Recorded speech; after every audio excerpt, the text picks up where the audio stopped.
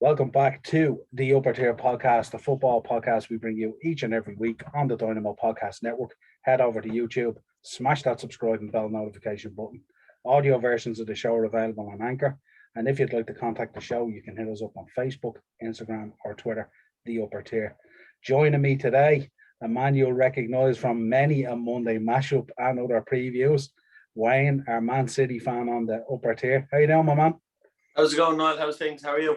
Yeah, not too bad at all. Said I'd give you a few weeks before we did a season review, just to let it all sort of settle down from that horrible night in the Champions League final. But good to see that you're doing good. It's been a couple of weeks, obviously. I suppose Man City's season, was like flying along. Everything looked really, really rosy. And I suppose it's the level of what Man City are at, isn't it? When you think kind of like you win a league, you win a Carabao Cup, you got to the semi-final of an FA Cup, you get to the final of the Champions League, kind of didn't show up really, lost key players at times, not dissimilar to Liverpool when they lost Salah with De Bruyne, with you guys. But it kind of leaves that kind of sour taste at the end of the season, really, doesn't it? What could have been a spectacular season became kind of what City fans would expect as the norm. What was your overall feeling on the season? Look, like you said, so just after the Champions League final, I'd be lying to say it wasn't a bit of a kick in the balls, if you know what I mean. Like, it was so defeating, But when I was going over a few things, for the episode today, Jesus Christ, it was you can't say it was a failure of a season. The awards, the individual awards, like Man City, they were brilliant again. Like, it was an outstanding season, regardless. I agree. You might say, what about for the standard City set? Well, we won the Premier League, the best league in the world. We won a Carabao Cup, which is, second to the FA Cup, of course, but still, it's a cup nonetheless. Got to the Champions League final, first time in the club's history, even being there. I remember, as you know yourself, the excitement of just, building up to just even being there, to be part of it on the night was amazing. Unfortunately, it didn't go our way. And then again, Chelsea, our demon team, obviously, again, got us in the FA Cup semi-finals as well. But I can't say it was a disappointing season, not at all. I suppose when I talk about a disappointing season, I suppose disappointing just at that end patch. In terms of winning the league, City were the outstanding team this season without a shadow of a doubt. Even though the points total was a lot lower and City got off to a slow start, but certainly when you did that run of games that time, when everyone else just fell away and you just shot out of the traps, you were outstanding throughout the whole season. Ruben Diaz obviously was unbelievable. He was my man of the season without a shadow of a doubt through all the podcasts that we spoke.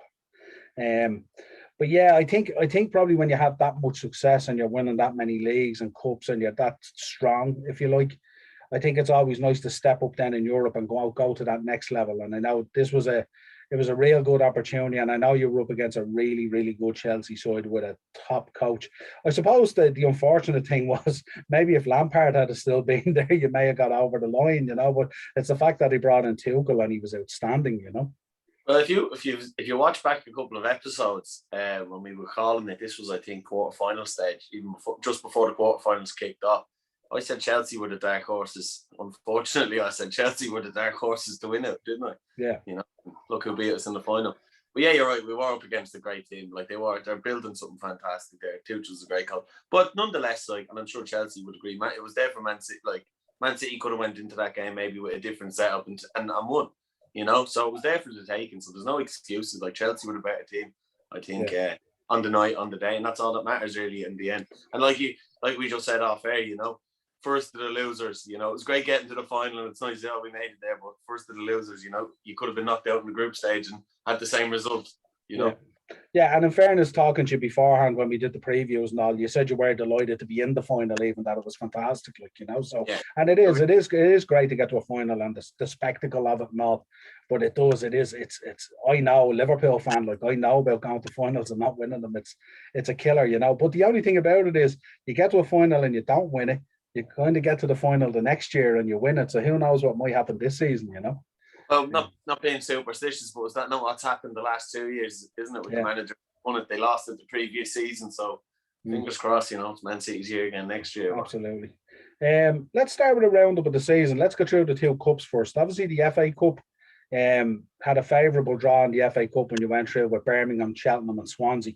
And then a real good performance, I thought, against a good Everton side to beat them, I thought, because I thought Everton were playing really well at the time. And then got caught a bit cold, I would say, against Chelsea in the semi-final, which is fair to say. And this was Chelsea starting to show signs of the real stuff that's going on with Tuchel and the real strength that they were building there and stuff like that. Because I think they never really looked in trouble, really. Sure, they didn't at any stage. Well, like if you go back to the review after the game, like I said, to be fair, I thought neither of the teams really were great on the day. I think it was one chance, one goal kind of a thing. It was a very cagey game. That was, like you said, that was setting the stage for the first of the.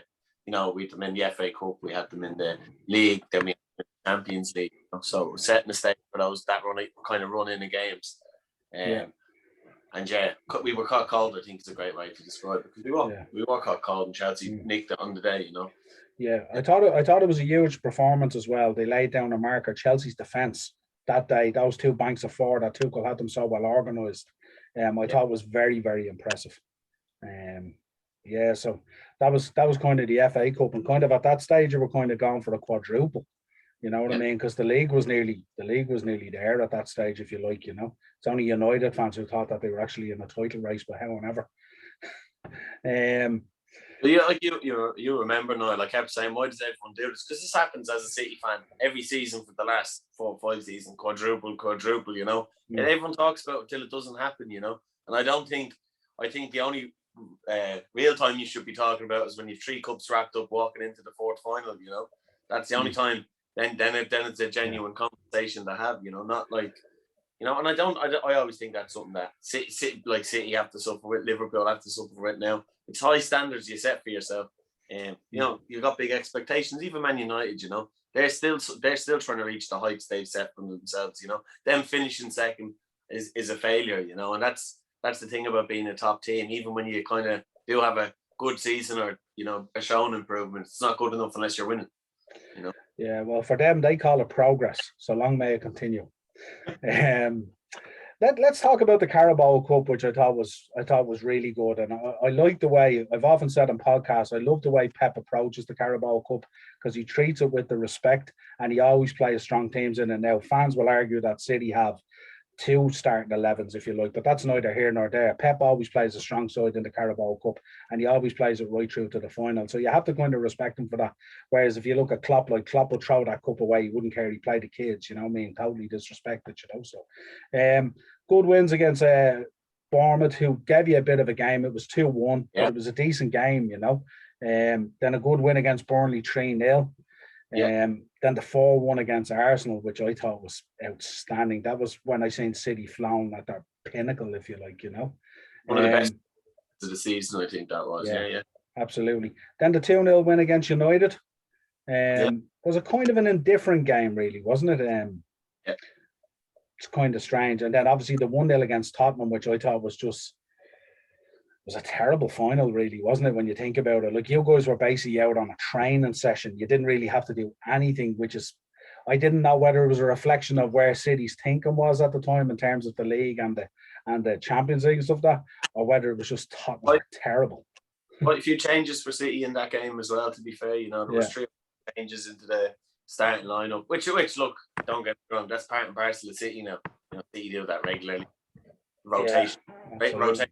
Is part of what we do. But even still, there was, as you'd say, was it our best lineup that went out? No, and like you said, it was just score more than Spurs, really. It was like a training exercise, as you said. So yeah, the match reminded me of when we played Spurs in the Champions League final. They were just so poor, they had nothing to offer at all, created nothing.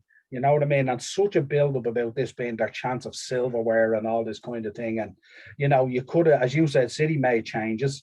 They did have an opportunity, and they just didn't take the opportunity. Of course, Jose was gone and Ryan Mason was in there, and the whole thing was just a disaster. It was never set up for Spurs to really do anything in it, No. Let's take a look at the league. In terms of the league, it's fair to say that you got off to a real slow start. Some indifferent results. The 5-2 against Leicester. That's a big defeat, against Leicester, early on in the season, which was very worrying, as you can imagine. But great, obviously result for Leicester. Absolutely fantastic. Absolutely schooled us. They did on the day. They really made us look like we offered nothing really. I know we scored 2, but even still, Leicester just had us all over the field on the day. It was a big loss, that was. Yeah, it was like as if they, when I look back at that game, some highlights of it was if Leicester had just bypassed your midfield and they just kept on firing forward all the time, balls into Vardy and stuff like that at all. They just pulled people apart and stuff like that. But it was a kind of a shocking result and a concern. Then the draws with Leeds and West Ham. I know you had a 1-0 win in between that with Arsenal, but the draw with Leeds and West Ham. Again, I'm not sure, was that Leeds game the one where the goal was scored late, was it? Yeah, it was. The injury time one, I think, from Dallas, was it, or something like that? No, that was the second game. Oh, that was the second game. Sorry, yeah. And then, draw against Liverpool, 2-0 loss to Tottenham. Yeah. There was some really bad results, but then you come in then and, 5-0 win against Burnley at a time where Burnley were doing okay, and a 2-0 win against Fulham. But then the 0-0 against Man United and the 1-0 against West Brom. That West Brom one, I think, at the time was Allardyce in at that stage, or? I don't think so. No, it was just before Allardyce. But then it was after that West Brom game that things turned around for us, wasn't it? Yeah, that's when everyone else fell away. Everyone else just started. Like I think Liverpool, either lost or drew nearly every game in January or something like that. They had their worst record in Anfield for 118 years since the club started, or something like that. So. You started off there 1-0 against Southampton, 2-0 against Newcastle. The 3-1 against Chelsea was impressive. I was very impressed with that at the time. But again, I think Tuchel wasn't in at that stage. Sure, he wasn't. He was on the way, I think, because that was just after New Year's. Then the 1-0 against Brighton. I remember in that Brighton game, Brighton were actually very unlucky. They created some good chances. They were the better footballing team on the day. I remember that game as well, yeah. They were moving. They almost were playing, if you know what I mean, with Man City style against us on the day. It was very good. Yeah, I remember after that game, Potter was getting commended for the style of play he was playing all, and he was happy with how the team had performed. But of course, he made the point that the 3 points is the most important. Like it doesn't matter if you lose 1-0. If you have a great game, it's irrelevant, really. Went on 4-0 win against Palace, 2-0 win against Villa. All went well. 5-0 against West Brom. I think that 5-0 against West Brom, Allardyce was in there at that time. And I remember West Brom, I think, had only drawn with us at Anfield, I think, or something like that. And that's where they draw or beat us. Or something. No, it could have been like 2 draws where they beat you and someone else, was it not? I think it was. And he was all sneery about it. Remember, he was laughing like Allardyce is back. I'm going to save West Brom in the league and all. And then they went to Hughes and Hughes absolutely thumped them. Was it not Chelsea when they pulled Chelsea's pants down? Was it not that game? I think that was later on, wasn't it? Oh, it was. I think that was later on, yeah, absolutely. And because Tuchel was well in at that stage, and that's why it was such a shocking result. Yeah, they were on a great form, and that just broke it. Yeah. Then good results, obviously workmanship results against Sheffield United and Burnley. Were good results, 1-0 and 2-0. And then you beat us 4-1, which I think is an absolute pivotal game in the season. That 4-1 defeat to us, that you inflicted on us at Anfield was an incredible game, really. I mean, for about 50 minutes we were in that game and it was going really, really well. And then all of a sudden it was like the energy just drained from us and you guys just took off. It was incredible. That 20, 30 minutes there just after half time was unbelievable. As good as I've seen City play. Yeah, that was probably a performance of the season, if you know what I mean, for what it meant, and on the traction we were building as well. It meant. And when was the last time we beat you at Anfield as well before that game? It was a long time, wasn't it? Like it wasn't, it's not like we go to Anfield and get results, so it was a really big thing at the time. So, but again, that was I'm not having a go around, that was in the worst part of your season as well. We got to go to Anfield as well. So it was kind of good timing for us, if you could say. That was at a time where we were creating lots of records for the wrong reasons. Yeah. Let's just say that. Then good win against Tottenham and a good win against Everton, which I thought could have been a sticky patch at the time. Because they were 3 tough fixtures to be facing back-to-back, Liverpool, Tottenham and Everton, you know what I mean? But yet sailed through them, 9 points. And that was really when I believe the league was put to bed at that stage, you know what I mean? This is where the dominance was shown. Then good wins against Arsenal, West Ham and Wolves. Wolves was a kind of a tricky one. It was 4-1, but again, they didn't have much to offer. They'd lost Jimenez. They were all over the kind of place. Jota obviously had gone to us, so there was no real firepower there. Then the loss to Man United. Yeah. That was an interesting one, because that was kind of like, that was when Paul Pogba was coming out talking about title races and everything and stuff like that. And the rest of the football world was just laughing. But yeah, that was an interesting one. But then came out the 5-2 win against Southampton. Yeah. Which got the season back on track. And then the 3-0 win against Fulham. Again, I thought that was a really impressive win, the 3-0, because I think Fulham had come to us, hadn't they? And they gotten did they get a draw? I think they got either a draw or a win at Anfield. So they're on a run. They were on a run of unbeaten 5 or 6 games going into that, you know. Yeah. And came to us, and good style of football as well. Good players playing where they should, doing what they should as well in games. You know, before Lookman and all that were playing good. So yeah. And then the game against Leicester, where you won 2-0, I think that was the beginning of Leicester's demise in terms of the top 4. So this is where they started to slide. But again, an impressive win against a Leicester side who had put 5 past you earlier in the season. So it was a good return game. The 2-1 Leeds, that was the one with the late goal, wasn't it, from Dallas? That was just madness. But if you remember after that game, like I said, that's just football sometimes. 2 shots, 2 goals, you know, against, we had something like 27 shots in the game, you know. So do I feel better, or was that? I didn't even feel bad after that. It's just Leeds won. They even had 10 men. They even went down to 10 men. So like, what can you? You know, that was obviously just Leeds were the better team on the day. Can't argue with that. Yeah, absolutely. I'm just wondering, was that the game that was kind of right after the was that the game that was right after the whole ESL stuff had broke?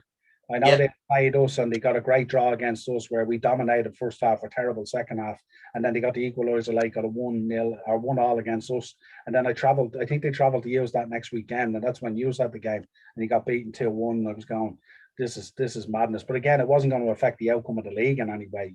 It was just, it was, as you said, it was just an isolated game, basically, you know. Then good wins against Villa and Crystal Palace, which you'd expect, workmanship again, 2-1 and 2-0. And then Chelsea, the 2-1. And this is where Chelsea were starting again to show the dominance and trying to, you know, we were mainly talking, I think, at the time on the podcast about the Tuchel versus Pep thing and how they might be in each other's heads and stuff like that. And I know Ian came on the podcast when we did the preview and he was saying he thought that maybe Tuchel had the measure of Pep at the time and stuff like that. He had figured him out or something like that. But again, it was a good win for Chelsea. And then Chelsea looked as if they were going to be okay for the top 4. And then we know what happened like the last day of the season. They relied on Spurs to get them in there. The 4-3 against Newcastle was a brilliant game. I mean, that was fantastic. Fantastic. I can't remember if it was that game, because that my goal of the season was it could have been against West Brom. No, could be wrong. It was a Ferran Torres. You know, when he jumps up and he like twists around, kick, and the ball went in off his heels into the goal. And to me, that was goal of the season. It was very late on in the season, but it's fantastic. Was that against Newcastle, or was that against West Brom? Nearly sure it was West Brom. It was West Brom. But even still, that 4-3 was a mad game. It was absolutely mental, end to end. Like, it was proper good stuff, that was. Yeah. I think at the time we were talking about how Newcastle loved those 4-3s, but they never seemed to win them. They always seemed to lose. Then Brighton, the 3-2, was another great game. Brighton showing great again. Potter putting the boys out to play football again. But just again unlucky, you know. And then the 5-0 win for Everton on the last day of the season, that was a performance, wasn't it? Yeah, that was unbelievable as well. Aguero obviously getting 2 as well was bloody lovely. Yeah. First Premier League game he scores 2, and his last Premier League game he scored 2. Yeah. So it was. I know that when I seen that Everton performance, I thought that's when I was thinking that your name might be on the Champions League trophy, because I looked at Chelsea. Absolutely crapped the bed on the last day of the season, didn't know what to do, relied on Spurs obviously to get them into the top 4, even though it's a 38-game season. But when I seen how powerful you were against an Everton side, or like top side Everton, you know what I mean?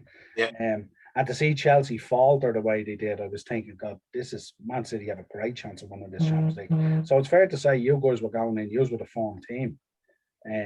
Chelsea were kind of strutting, even though Chelsea had gotten a few good results against you guys. But in terms of that run-in, we've seen Chelsea kind of slip away. We've seen Leicester kind of slip away. West Ham were doing really well. We had jumped into the top 4, basically. Yeah, but I just thought going into the Champions League, I thought it was going to be, I thought it was written there. You know what I mean? Yeah. And I suppose looking at it, when you look back on it, you probably would have been certainly somewhat confident yourself. Yeah. Yeah, but like I think it was more a sense of calm of I'm just happy. Or like you said, I was happy to be there. I was happy to be part of it. I was happy to sit down, watch the Champions League final, finally be involved in it for once, and not watching it as a neutral, like I've only ever done my whole life. So Yeah. That in itself was worth the experience. But no, as soon as you concede in the Champions League final, the feeling like it's, Jesus Christ. It's any football fan out there understands, but like conceding in the Champions League final is one of the worst feelings you can ever have in your life. Like, I swear to God. I know exactly how it feels many a time. Let's move into the Champions League in terms of going down through it. I mean, obviously very, very strong in the group. But I don't think that the group was ever in doubt with like Marseille, Porto, and Olympiacos.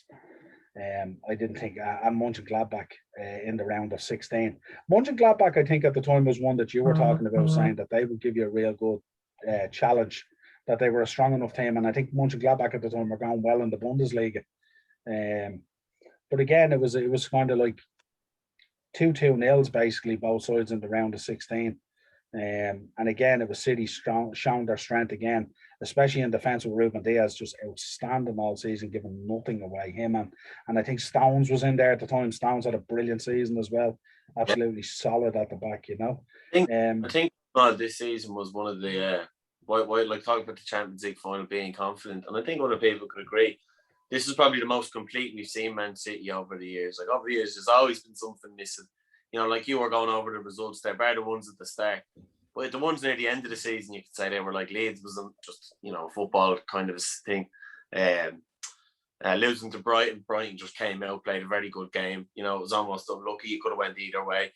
The Newcastle game we won, you could have said Newcastle could have easily won that as well. So, just made like it was the most complete I've seen Man City, the most confident I've seen them. Kyle Walker's been absolutely outstanding. Zinchenko, Stones, Diaz, Gundogan, De Bruyne, everyone that put on a Man City shirt this season. Riyad Mahrez, Phil Foden, they've been brilliant. Bernardo Silva, brilliant. Every single one of them have stepped up. Edison Mahrez getting assists as well. Two I think he got this season. It was a very different style of play as well, wasn't it? Because you didn't play with strikers. No. So you played a very different style of play this year as well, and you would have thought there would have been a bit of an adjustment, but the team adjusted into it brilliantly, the two Dortmund ties, both of them finishing 2-1, I thought was very impressive as well, because I thought it didn't really tell the score didn't tell the tale of City's dominance really, and how they kind of bullied and bossed Dortmund really, I was very impressed with them on that. Well, I mean, look at the way I know Erling Haaland. I think he got an assist in one of the games, but still, other than that, the guy is like, he's a record breaking Champions League striker, and he was in Ruben Diaz's pocket, John Stones' pocket, if you want to call it that. He didn't do much, and then going into the next game, Kylian Mbappe was pretty much the same as well. Absolutely. And our defense, like the signing of Ruben Diaz, has been probably the most pivotal thing we've done this season, and maybe that's what's brought in the different style of play, that more assured style of play, the more confident style of play City have. Like, I'd almost say we slowed down from the team of 10 years ago, or the team that beat United 6-1 at Old Trafford. Much faster style of play with David Silva and Aguero, and I think we've slowed it down a little bit now.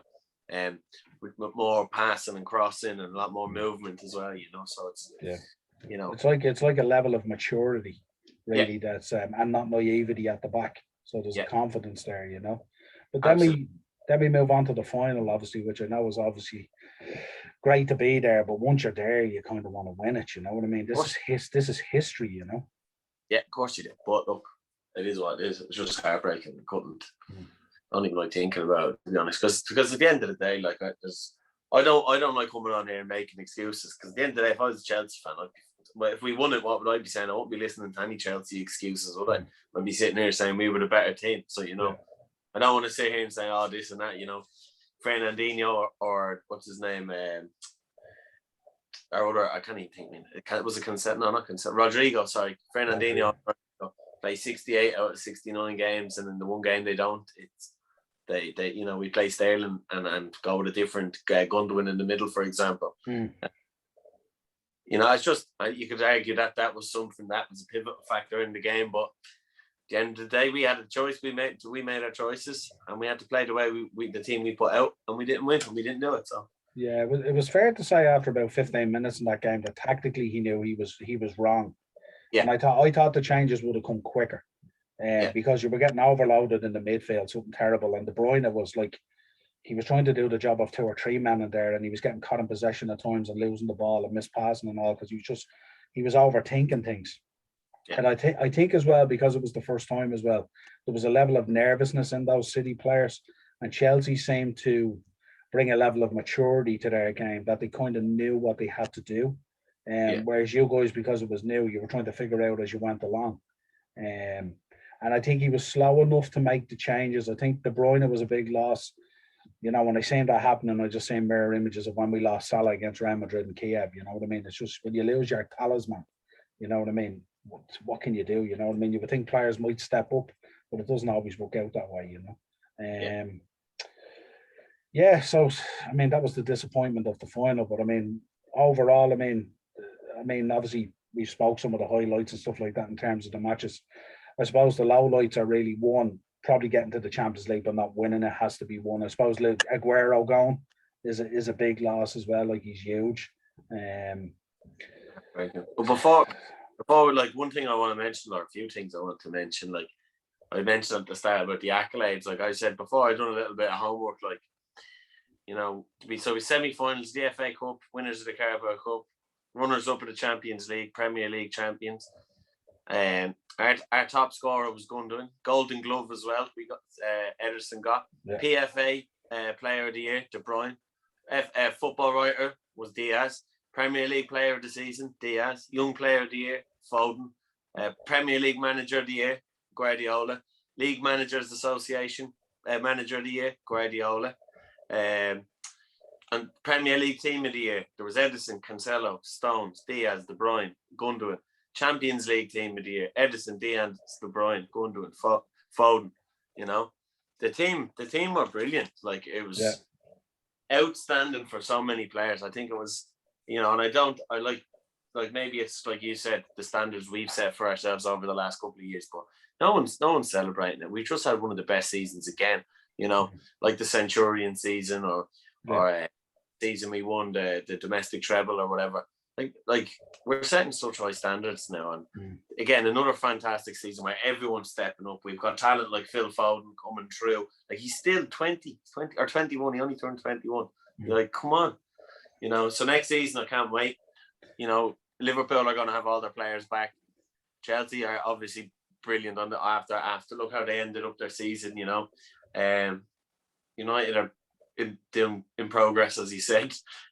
Spurs, I don't worry about Spurs, but next season should be good. Leicester have been brilliant under Brendan Rodgers. West Ham, I think, could attract much higher caliber player now, or if you know what I mean, a lot more better signings will go their way, especially with European football coming up. So I think next season's going to be brilliant, What are you thinking at the moment in terms of transfers now? To be honest, I'm not sure. Man City have signed that youngster, have you heard that? Kai or something, through the football group network. I think they've got him. He's only young. I don't even think he's coming in next season. I think it'll be the season after. Harry Kane, I know I've said all season long I don't want Harry Kane. Look, I think at this stage, maybe Man City I'd argue say are in the front running for Harry Kane. Probably the get him. I'd prefer Haaland, but I don't think Haaland's going to go anywhere now because Dortmund got Champions League football, so he can stay where he is. Around players like Sancho and Bellingham if they all stay together, and maybe put in some magic for the German league and in the Champions League. Harry Kane is the only player I'm thinking really City will maybe throw some, because there's talk of Sterling leaving, isn't there? And Jesus, yeah. So there was on about a swap deal, because I was reading that because of coronavirus and because of financial issues around the world with clubs, that swap deals are going to be becoming probably the norm for this transfer window. So, I mean, Sterling would probably suit Spurs style. You know, he's very obviously superstar. He's just scored the other day. He's on the cusp of, you know, arguably returning to the form he's in. So let's see, like if he has a great Euros, will City want to let him go, especially to a club like Spurs. You know. So. What about expectations next season? Who do you think is going to be the main challengers? I assume you're going to put yourself in the position of probably retaining the league potentially. So who would you see? I think obviously we're favourites to go for the league again. But it's easy to say that before anyone's kicked the ball, you know. I'm only saying that on the basis that we're the champions. It only ended a couple of weeks ago, so which is fair enough. You know, Yeah. No one's kicked the ball, so you can't say anything. But other than that, so us two would be the challengers. Liverpool. I know you all hate me for saying this, but I do think Man United, Chelsea, Leicester. I think they're the teams that will genuinely challenge for the title. You know, signings haven't happened yet. So we'll have to wait and see. But so, yeah, Liverpool, obviously, I think with Van Dijk back, Henderson back, Jota and all, I think once that whole team like starts playing together, it's going to be good to watch again. That fast, quick attacking football that Liverpool are famous for, you know, and that'll be back. I think Chelsea, like I said, are building something great.